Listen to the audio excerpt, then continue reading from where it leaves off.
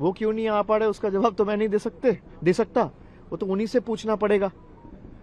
लेकिन ये जो इतना पार्टी तोड़ने के बाद, इतना मेजॉरिटी रहने के बाद जो आप हाउस अवॉइड कर रहे हो या हाउस में नहीं आ रहे हो, ये दर्शाता है कि आप कहीं ना कहीं उन सवाल, विपक्ष के सवाल का जवाब नहीं देना चाहते हो और आप अंदर से घबराए हुए हो। और आप भी अंदर से जानते हो दिल्ली में जो आपके इंस्ट्रक्शंस पे हुआ है वो कहीं ना कहीं गलत तो है और उसका जवाब आपके पास नहीं है।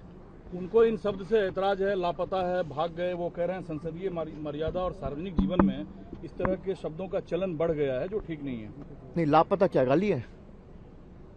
मुझे तो पता नहीं है लापता क्या है।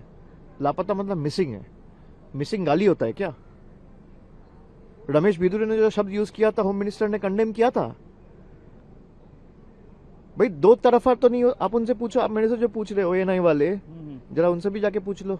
रमेश बिदुरी ने जो बोला था उस पर आपका क्या टिप्पणी है? हिम्मत होगा आपका? सर हम तो आज भी किए हैं इंटरव्यू। कहाँ किए? नहीं, इंटरव्यू करने से नहीं होगा। आप पूछ लो रमेश बिदुरी ने क्या बोला था। वो तो शब्द मैं मुंह में नहीं ला सकता। 2 साल 2.5 साल पहले की बात है, तो पहले उस पर टिप्पणी कर दे, फिर मेरे से पूछ लेना। वो कह रहे हैं कि लोकसभा स्पीकर को जो मांग है विपक्ष का वो सौंप दे। आज 3 बजे से लेकर कल 3 बजे तक वो हर सवाल का जवाब सदन में देने को तैयार हैं। नहीं, वो सौंपने का क्या है? वो तो बोला ही है, आप आ जाओ, कल सुबह 11 बजे हाउस में आ जाओ, चर्चा हो जाएगी। आज 2 बजे हाउस फिर से चालू होगा, आप आ जाओ, चर्चा हो जाएगी। भाई वो मीडिया के थ्रू कम्युनिकेट क्यों कर रहे हैं? वो डायरेक्ट कम्युनिकेट करे। 2 बजे हाउस बैठना है, आ जाए गृह मंत्री, आके वही चीज बोल दे, फिर देख लेंगे दूध का दूध पानी का पानी, कौन पीछे हट रहा है। दादा एक और सवाल। आज तमिलनाडु विधानसभा ने एक रेजुलेशन पास किया कि लोकसभा का स्ट्रेंथ 543 ही रहना चाहिए। एक तरीके से डिलिमिटेशन का जो प्रपोजल है उसे खारिज किया। बिल्कुल सही किया, मैं सहमत हूं।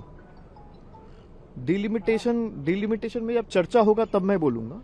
पिछला बार जब चर्चा हुआ था तो बंगाल में चुनाव हुआ था, मैं आ नहीं पाया था, पर इस पे मैं अभी कोई टिप्पणी नहीं करूंगा। पर इतना जरूर तय है कि जिस तरीके से डिलिमिटेशन लाने का कोशिश किया जा रहा है और जेरी मैंडरिंग के थ्रू हर एक कॉन्स्टिट्यूएंसी को रीड्रॉ करके रिकंस्टिट्यूट करने का प्रयास किया जा रहा है, इससे भारत का लोकतंत्र और टूटेगा। तो इसका कोई फायदा लोकतंत्र में नहीं है।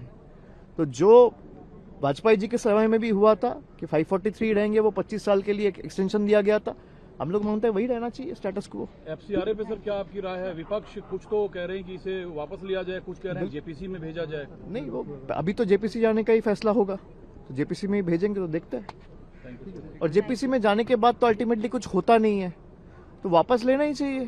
भाई जिस तरीके से आप एफसीआरए को यूज करके, इसको पॉलिटिसाइज करके आप हर 2 साल में एक अमेंडमेंट लाके चीजें करते हो, उसका तो कोई फायदा है। नीट में भी तो वही हुआ, 2 साल पहले जो हुआ था उसी का अमेंडमेंट लाया, अब 1 साल बाद और एक अमेंडमेंट लाएगा, 1.5 साल बाद और एक अमेंडमेंट लाएगा।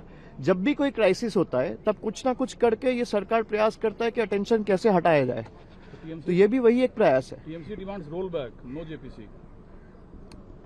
It can be sent to JPC. However, JPC has no tangible outcome, क्योंकि नंबर तो उन्हीं के ज्यादा रहेंगे। तो जेपीसी में ये होता है कि भाई एक मॉनिटरिंग रहता है, एक स्ट्रक्चरिंग रहता है, 2-4 लोग जो विपक्ष के हैं वो अपना सलाह मशवरा कर सकता है, अपने सजेशन रख सकते हैं, but ultimately government will decide since they has the numbers. So our first demand is roll back, second is if not possible then it goes to JPC.